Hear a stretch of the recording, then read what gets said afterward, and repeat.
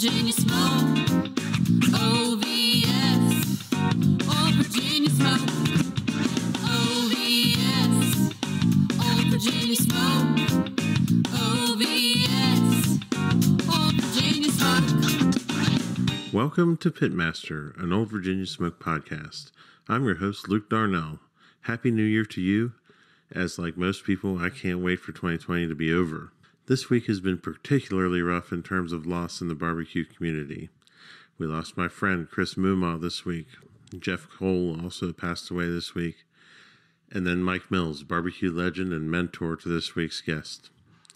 Our thoughts and prayers go out to their families during these terrible circumstances. It's been a really rough time on the barbecue family. This week we have Steve Hayden on the podcast from One Two BBQ. Steve is one of the best guys on the circuit and has a lot of great ideas about barbecue and how it should move forward. Steve also talks extensively about his relationship with Mike Mills, his importance to him not only personally, but to barbecue as a whole. I think you'll like this episode, and we'll get a bunch of great information out of it. Please join me in welcoming Steve Hayden. Well, I'm here with my good friend, Steve Hayden from One Two BBQ. How you doing, buddy? What's going on, Luke? Good to see you again. Good to see you too. I really admire that big building that you built. Yeah. We got to use it a little bit last weekend. I wouldn't call it a class, but I'd call it trainings that we've got it down to now. Kind of stick a person in each corner of the room and tell them not to breathe on me and whatnot. Yeah, we've taught a couple classes ourselves in the backyard type of stuff, and trying to keep everybody safe and away from each other. It's challenging, but it can be done. Yeah. It went real well for us, but we only had 3-4 people in there, and like I said, put somebody in each corner, and everybody was respectful about it. Right. Was it a competition class? Yeah. We had a few Illinois guys and an Indiana guy come over, and I had full classes, and then I cut them down, and then I cut them down again. Then after Thanksgiving, we did lose some because they were exposed over Thanksgiving. Yeah, same here. A lot of people just need to stay home and stop licking doorknobs, and everything will be good. I didn't see anybody do that. That's good. Well, speaking of classes, would you say that classes have been one of the best or most worthwhile investments that you've made in competition barbecue? Yeah, personally for me, before I ever started, and I'm glad you brought that up because I don't think the guy gets enough credit, either of the guys. Before I ever cooked the KCBS contest, I took Rod Gray's class and Johnny Triggs' class. Mm-hmm. And I always tell every class I had, I've probably brought it up that, because there's a lot of people, young people that we don't do a good job with our history. Mm-hmm. I think we do a terrible job of it. I'll give you one example of that, and then we'll get back to class. And I'm not bagging on this kid, but it was a kid who was in the class recently, and he was from Illinois, and he had no clue who Mike Wozniak was. Wow. That's not his fault. That's our fault. Yeah. There should be a page dedicated to people within the KCBS. So, going back to the classes, to take, Rod and Johnny, they had when Rod was on the pellets, they had the old school, new school class. So this had been 2007 or 2008. And that was huge.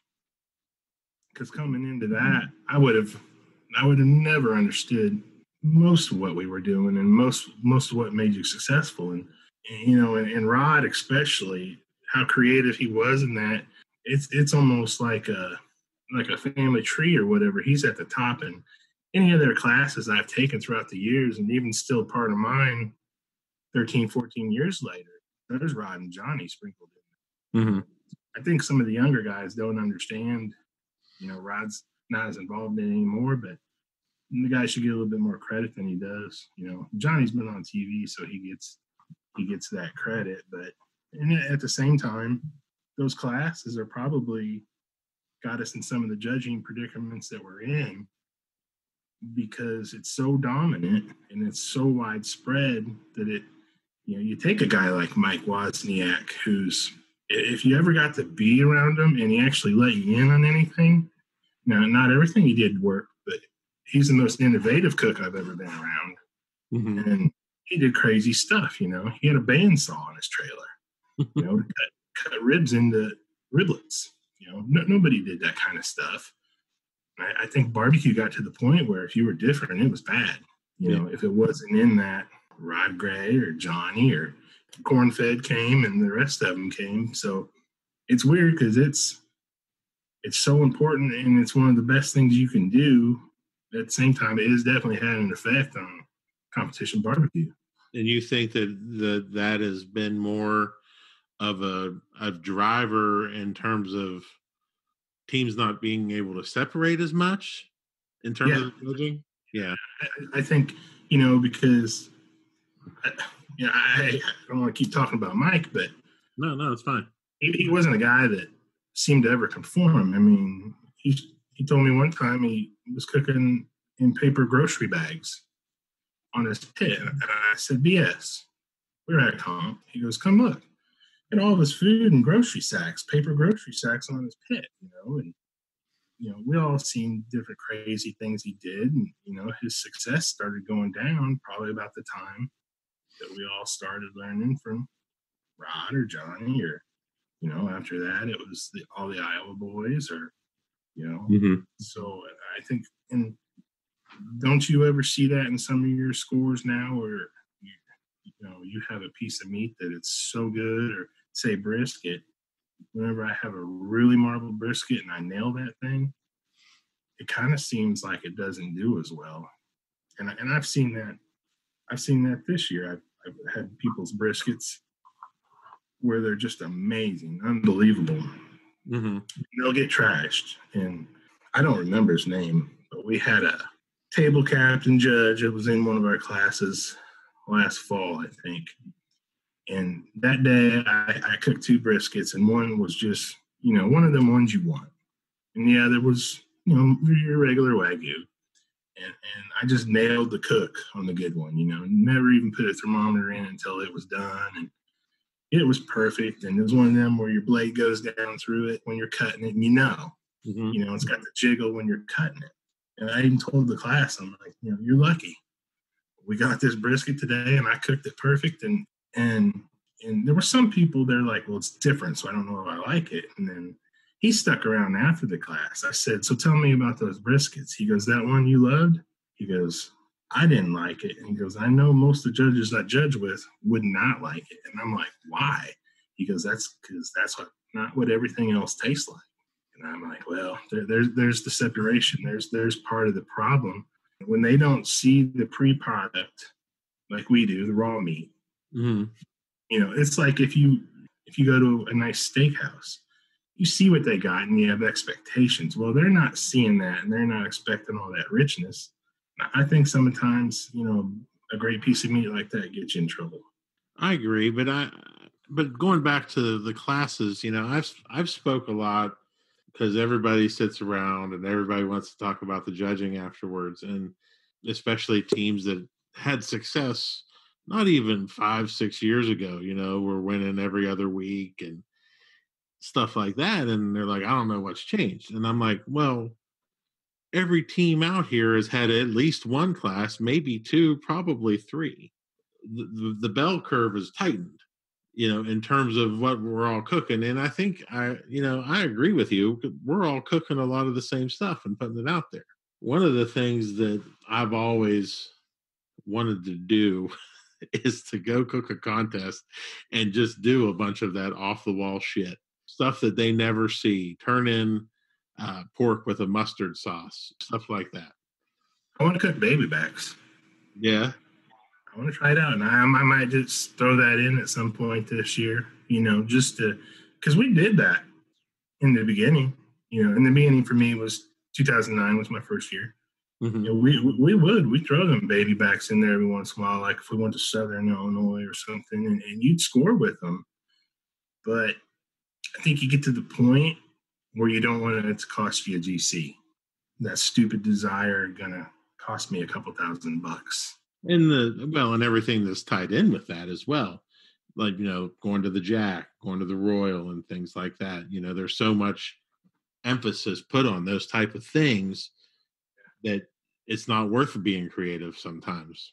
I think that, I tell people all the time, if you want to get better, take a class. I took your class. Your portion of it was some of the best teaching I've ever been a part of. And I do a lot of that stuff. What, outside of a class, what were some of the best decisions that you made when you first started competing? Well, I mean, the class would be the obvious answer, but when we first started, there wasn't, it's kind of a Jambo can world now. Back then, it was anything you could get your hands on. Yeah. So, I mean, the best investment or decision I made was basically after that first year, we cooked on a uninsulated barrel, and we didn't even run wood in it. We were just running Kingsford in it with some chunks on it, which never went to bed. And so we went to backwoods because that was the hot cooker back then. Mm-hmm. And that was, but it was the insulated cooker. So upgrading cooker, I would say, was a huge difference because at that point in time, it brought in sleep. It was a better cook. Even somebody starting now, you have a pretty good idea. If you can't afford a Jambo or an Outlaw, you can go the can route, and it's going to be an upgrade if you're cooking on something that you were using at home. So yeah, that would be my recommendation, to get the best cooker you can for what your budget is. If you're cooking on a char griller or Kingsford or uninsulated, something where you're not getting sleep and you're not really enjoying the process. Yeah. People ask me how many cookers I've been through, and I tell them, I'm like, you don't even want to know. Yeah. I'm glad to finally settle in on one for a long time and get that consistency going. Yeah, that's for sure. And I think that's the key towards success in this game is consistency. So I've cooked next to you a couple times, and I know that you are probably the least gadgety guy out there cooking. You are you are a wood and meat and just get it going kind of guy. If you had to tell me, though, what is a purchase of $100 or less that has most positively impacted your barbecue life, other than a Thermapen, what would it be? Char logs. Char logs. Yeah. And I didn't even, I saw people with them. Gray Street had a bag of them. And after we did the class last fall, they were kind of hanging it up, and they had a full bag of them. I was like, can I have that? And they gave them to me. And boy, for Jambo, I build a big fire. I mean, I run a really big fire. I'm always, in case I get distracted or something, I always want to make sure my bed of coals is going to carry my heat until I remember I need something on there. And then those B&B, I think they're B&B char logs. Now, I can't find them anymore, but that whole bag lasted me this year, and it is awesome just to grab one of them logs about every third or fourth time I put in a stick and just kind of put it in there and, help maintain that base. I love those things. Yeah. I think I had a bag of them when they first come out, but I haven't seen them in a long time. I know there's some other things you can get on Amazon, but they're quite expensive. I mean, I'm not going to overpay for them, but if I can find a bag of them B&Bs again, that does help for sure. Yeah. So when you hear the word successful in terms of barbecue, who's the first person that comes to mind for you? Aaron. I mean, I know that's probably everybody's answer, but I've been sitting there when he's won a lot of that, not all of it, but a lot of it. And just where he's taken barbecue, outside of competition. And Tim and Brad, I mean, they be the other ones, Yeah. It's just a constant for all of those guys. But Darren's been amazing. Even last month over in Kansas, wherever we were, if I remember right, he pulled out RGC. Yeah. But I want to go back to something you said earlier in terms of how it's kind of our fault that we're not. I mean, there's a lot of different roads you can go with this question in terms of who's successful. Who do you think is in terms of successful? And you mentioned, honoring our past and making sure that people know who those people are. What do you think we should do in terms of solving that equation? It was kind of a hot spot for me just in the last few days of, after that example from the weekend. It doesn't need to be something that's monetary. It's obviously not going to be a physical place. Mm-hmm. And I'm sure it's come up in KCBS. I'm sure it's come up in a meeting, and maybe that's something that they're planning. I mean, they got a lot of new stuff going, but it drives me nuts this little amount of credit that Bill Arnold gets. Hate it. I agree too. I don't want to call anybody a joke, but Guy Fieri's walking around with being in Barbecue Hall of Fame. Bill Arnold's not, and I can't ever get past that. I agree with you that Bill Arnold, the fact that he's not in the Hall of Fame is probably, I mean, that's kind of delegitimized it to me. It has. And the guy has been part of every world championship. Maybe now I don't know what they do in Houston. I'm not speaking on behalf of them. I'm speaking on Jack. I'm speaking on King of the Smoker. I'm speaking on the American Royal. The guys have been part of every world championship for years. Yeah. Whether he won it or not, I mean, his product was a big part of it. So KCBS, I mean, we can't control the American Royal, but KCBS can control their own. And I just don't see, when you started barbecue, I know when I started, I was digging just to find out who the good people were and just combing through MySpace or whatever it was back then. For the barbecue guys, I wanted to know that, wanted to know who was going to be kicking my butt all the time. Right. There's teams starting right now that don't know recent teams. They probably never heard of True Bud. They don't know Tippy Canoe and Big T's. And those are just teams that deserve to be in a barbecue Hall of Fame. Competition teams, maybe not industry-wise, maybe not for other parts of the barbecue world, but the competition world, they do. How hard is it to add a page to your existing web page to recognize these people, to give new teams an identity of the history, if we want to call it a sport? It doesn't KCBS, teams get excited over getting a 180 pin or a 700 club sticker. What do them cost? 7 cents from China? It's not like we got to give a big award. Right. It's just about recognition and a little bit of respect. I just can't understand why. And I know then we'll get into a committee, and the committee things are always controversial, but it's not too hard to put some standards on what you may have to achieve. Right. Maybe you don't need a world championship. Maybe there's 50 combined championships and there's 100 combined championships, multiple, whatever it is, that all can be figured out.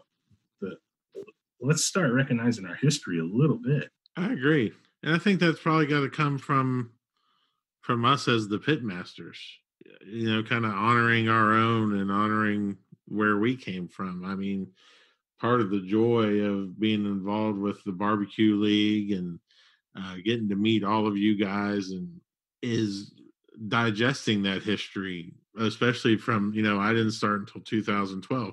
So getting to know where all of this stuff came from, I think that there should be a better record of it. It kind of hit for me, I set these goals, and it's a goal of mine to get 100 combined GCs and RGCs combined. Yeah. And then I started thinking, 5 years after I'm done, nobody will even know I did that. Why does that number matter to me if it doesn't matter for anything? No, that makes sense. The team that started this year realized that Tippy Canoe won the American Royal, and then 7 days later went out and won Sam's Club National Championship. I mean, that's amazing. Yeah. Nobody knows it. We do, but there's going to be a lot of people that's just forgotten. I mean, do you ever hear any young teams talk about Scott Nelson? That guy could come out and kick all our butts right now after not cooking for what, years? Mm-hmm. Or munching hogs at the hill. I mean, you could pick a bunch of them. There's nowhere to see what these guys did in the past. Well, maybe that's something that we can actually, if KCBS keeps evolving, maybe that's something that we can get done through them. That would be great to see. I just don't see it. If they're going to say funds, well, have a comp. It's got a low payout. See if you can get 50 teams to it.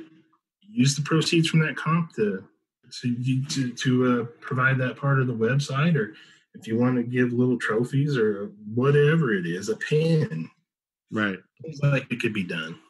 Yeah, I agree. We get excited about stickers and pins, and like I said, it don't cost nothing. Right. My favorite trophies are American Royal ribbons. Yeah. Cost $4. Yeah, I got them hanging up, I'm just like you. Well, let's talk a little bit. Let's switch gears here a little bit in terms of your confidence. One of my favorite times was cooking next to you at the Barbecue League event. I believe was that in the parking lot of the bar, the Patrick Swayze bar, where Roadhouse down in Brad Country. Yeah. And I wasn't shocked, but I was really taken with the amount of confidence that you have when you're around that cooker. Where does that confidence come from? Well, probably just cooking so many times on that thing that I don't think anymore. And I do have a lot of people that say that cook next to me of, you don't get excited about anything. You're never in a panic.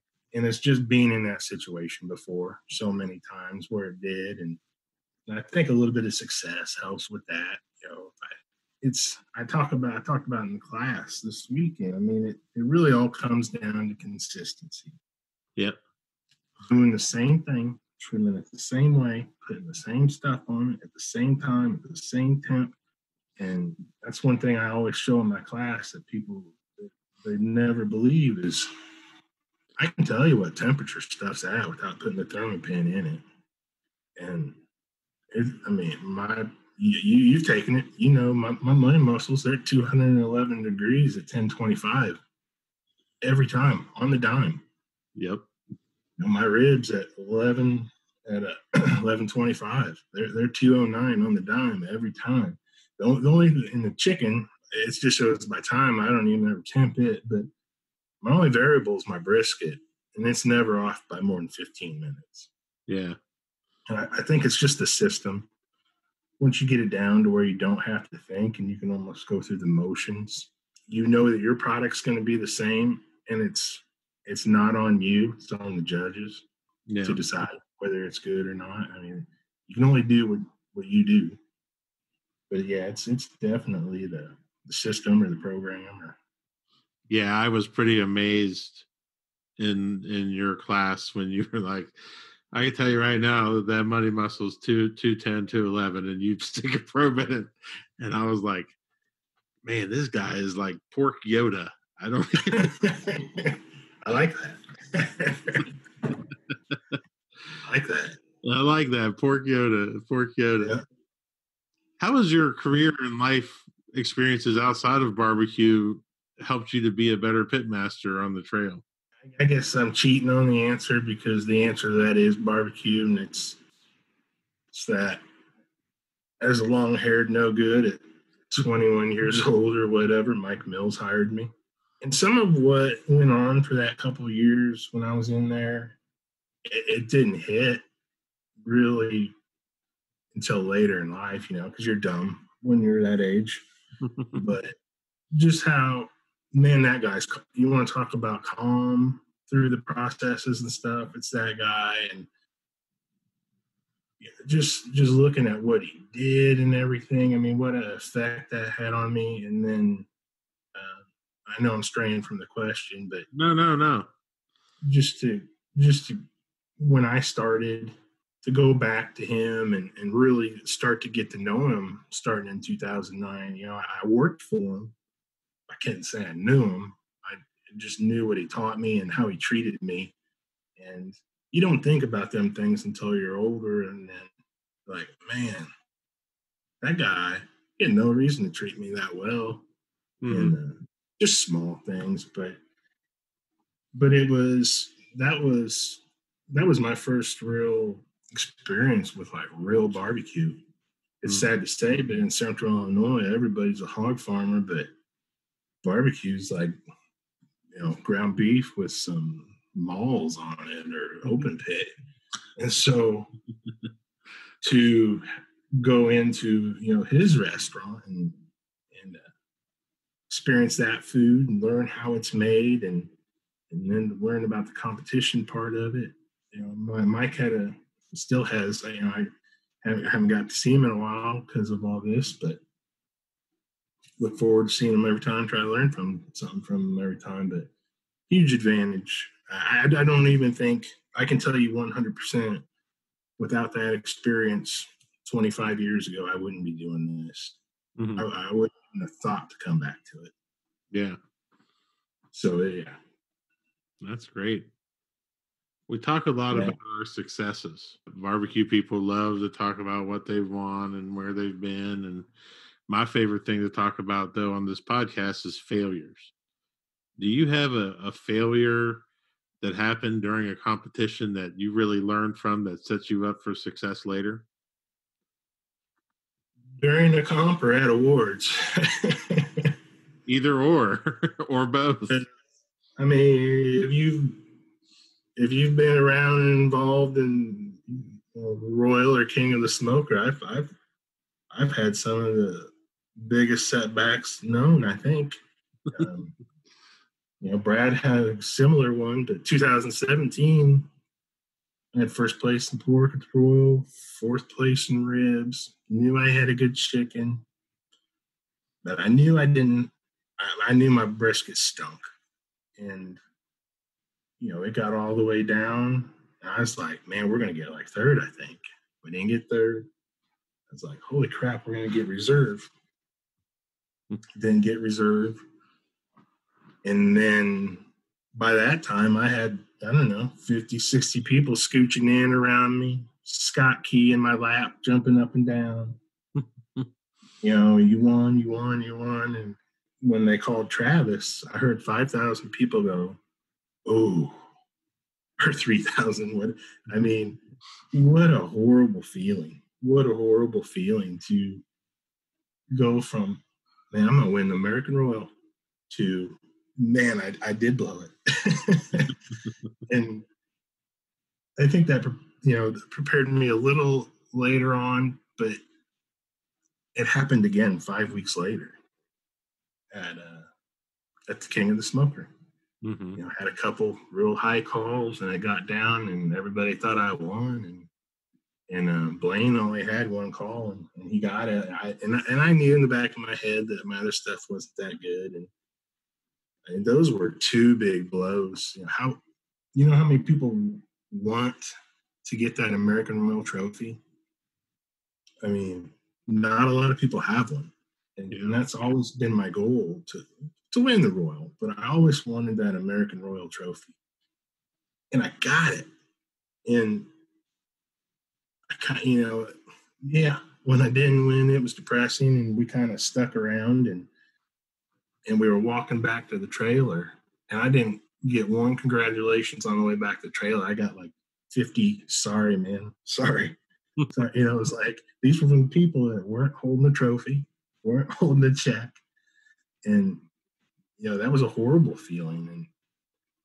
And I think maybe that helps me now because, as part of that calmness and stuff now, it's like, man, what's going to happen? I've already been embarrassed in front of thousands of people. I mean, I wouldn't say that. That's still your pork success at the American Royal is pretty much unrivaled. I mean, it's something that I get that. It's more of a moment, yeah. where nothing was taken away from me because I never had it. It's just that feeling, and Yeah. that feeling was wrong. Luckily, in 2018, I was finally able to finish in the top two. I lost by a .000 whatever, but I'll take that reserve. There's nothing shameful about that. Let's get a little bit more uplifting here. Yeah, reliving that all the time. Thanks, Luke. You're welcome, buddy. I'm not gonna get some Xanax. I'll be right back. So, in terms of one of the things, though, that I know you're not a gadget guy, but I know that you are a superstitious guy and that you have a lot of habits and rituals and routines that you do. So let's talk about some of that. Well, I have my stuff for my daughters, Mm-hmm. and that's not so much a ritual from them, but more of a good luck thing. I have I can get negative, and Nola knows that, and so she has a jar for me that she fills full of inspirational notes, and so I have my good luck jar, and usually sometime Saturday morning I'll pull a couple of those, and those keep me hanging in there, and music. Yeah. Music's not every time, but I'd say 90% of the time, and the music starts before 5 o'clock. And I'm not a real loud guy. It gets loud in the trailer, but it just that music, it's definitely part of it. What kind of I music? think it's a lot of people know I like metal, but our household's a big music household, and there's a lot of stuff played here, and I like a lot of it. And so in the coffee music is usually something like Tyler Childers, or the Wood Brothers, some Americana stuff, or and it kind of goes up as the day goes. Might get into some grunge or some Muddy Waters and Lightning Hopkins some days, blues, or might go into the Zeppelin and Black Sabbath. It might go into Slayer and Metallica. It might go into Cannibal Corpse and Morbid Angel. But last few years, I've been real heavy on desert rock. That's kind of been one of my favorites for a long time. Bands like Caius and Clutch and Heavy Eyes and Elephant Tree and a lot of other bands that most people haven't heard of. I share the same. We share a lot of the same musical passions. Since you're here, I got to throw in about 3 or 4 times a year. I'll have one morning where really throw people off, where it's all Cypress Hill, Beastie Boys, and NWA. Absolutely. People are like, what the hell? I dig it. I generally reserve those. That's like I'm always playing a mix of things. Kim and I have lists for each meet now during turn-ins. But I'll also, if it depends on where I am geographically, sometimes I'll just want to turn the knife a little bit. Yeah. I do find that too. If I'm down in Tennessee, it'll get a little bit more country, be a lot of Hank 3 or Shooter Jennings, stuff like that. Yeah. And music has just become such a big part of our cook. If I don't hear Stevie Ray Vaughan during brisket, then I'm not right. Yeah. I mean, I'm the only idiot that yelled Metallica on the stage at the American Royal when they won. Could have said anything, and I thanked Metallica, So, tell you what, I did that because I was like, everybody will remember that. Now the problem is, everybody remembers. We can't keep going back to it, Steve. I know. Gotta let it go. So let's talk about your week before competition. Do you do the same thing every week? Same thing? Spread it out, with the kids and everything else going on. So say I did a comp on Saturday, Sundays, clean the pit, clean the trailer, repack the trailer. Mm-hmm. Monday, sauce and rubs. Tuesday, I trim bigs. Wednesday, I trim smalls. And Thursdays, pack the trailer and leave, or pack the trailer and get ready to leave Friday morning. And it's whatever your life is between your job or your kids or whatever, you just got to make it work, and you got to make it to where you're still enjoying your home life and going to the softball games or recitals or whatever, being part of the family. So if there's stuff going on, I'll do it at night, but after they're done doing whatever they do, and but spreading it out and doing something a little bit each day, it's doable. Yeah. And it's pretty consistent week in, week out. Always. Yeah. Everything's about doing everything the same. Always. I think that's the number one thing that people need to learn that want to get better, is that you have to have a consistent process, starting the day before the week starts all the way through cleaning up. It's got to be the same. And it seems like it's those little changes that you do every once in a while that get you. Yeah, absolutely. Do you ever engage in psychological warfare with people? You're a pretty quiet guy when the cook's going on. No, there has been, but all the guys that I came up with are gone. And that was the shit talkers, the Gilly, Joe Stout, and Gary Duncan.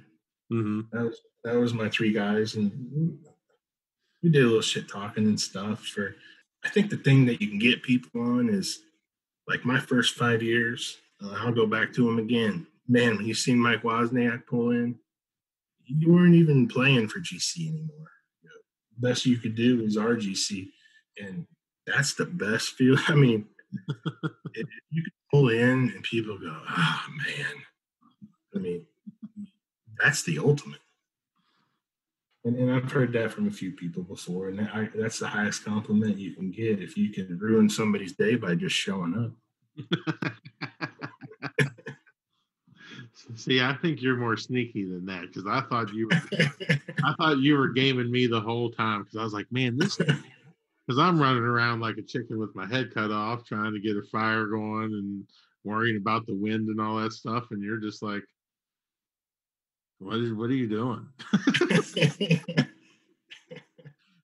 No, just I'm an observer, I guess. A little bit of an introvert, so I just kind of keep to myself and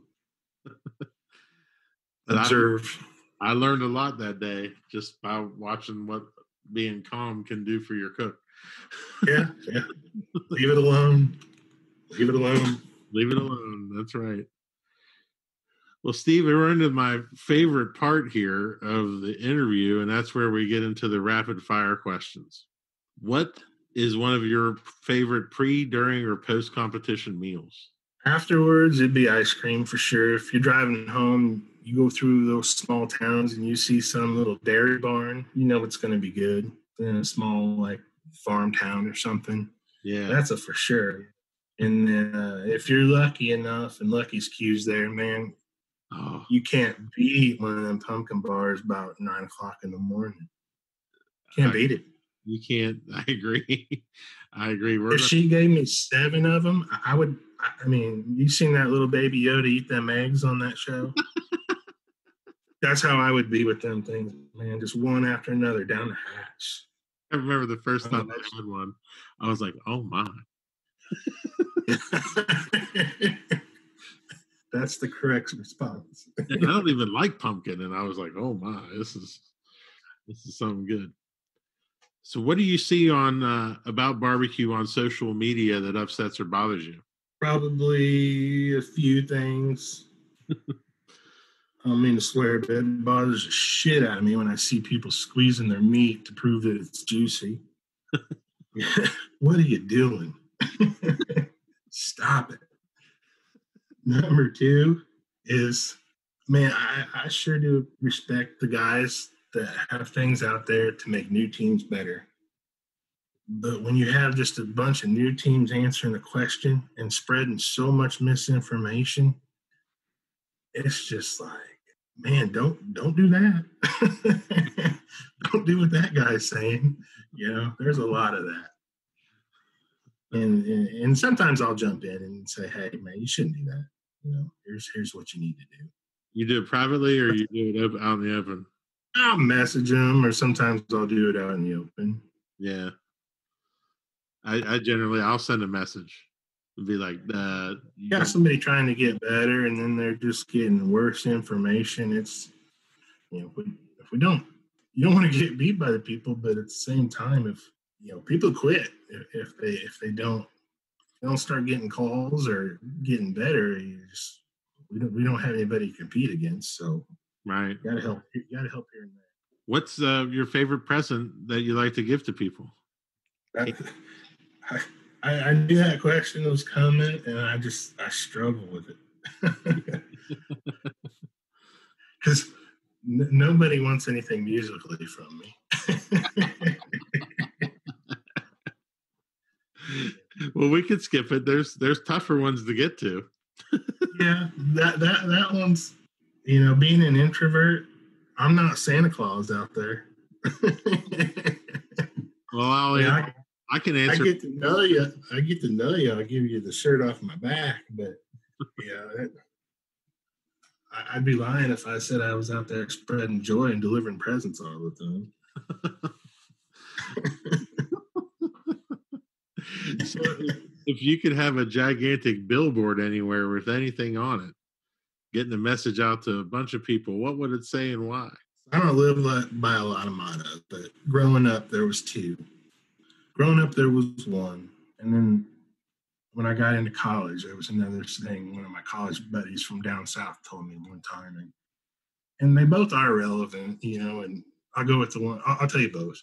Okay. My college buddy, he said, and I don't even remember what we were talking about, but he told me, he goes, man, never pet a burning dog.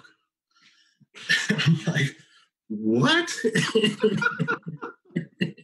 And we just laughed. He's like, no, seriously, that's a saying down here. He goes, never pet a burning dog. And, and it means a lot of things, and it applies to a lot of things. So that's one I've always kind of kept. And then there was another one, a buddy of mine that I grew up with, that he used to say all the time, and it's kind of relevant now because, all the bitching and complaining that goes on. Oh, even in barbecue or just online, social media in general. But, and I don't break this one out too often, but it's, if your aunt had nuts, she'd be your uncle. I love those two. And that applies to so many things about people just bitching, So throw one of them up, whichever one you want. Oh, I'm putting them both up. They're both amazing. Last question. What is an unusual habit or an absurd thing that you love? I like death metal. That's pretty absurd. For a guy who's got two cute little girls. Nah. And I'll tell you, I asked this question to Donnie Teal recently, and no one will give an answer quite like his. What is it? His episode it'll be out there before yours, and it's just, I'd never heard of a Tijuana mama before, but it's fascinating. Yeah. Yes, I hate that being the final question, but well, I can ask you. I'm pretty boring nowadays. Oh no, you're not. I'll ask you another. I can ask you another question, so that's not the last one. All right, let's do one more. Throw me a softball. Okay. So one of the things that we all have are gut feelings when we're cooking. How do you relate to those gut feelings when your gut's telling you to do something that doesn't necessarily jive with your timeline? I go for it usually. Yeah. Brisket for sure. I push brisket hard. I don't generally, even if it says 212, it does not bother me one bit. I keep pushing it. And that's a hard one to teach, but yeah, you got to factor in time, temp, time and temp, and what kind of brisk you got. And I've pushed them all the way. I've been into the 213s before without even taking a look at it.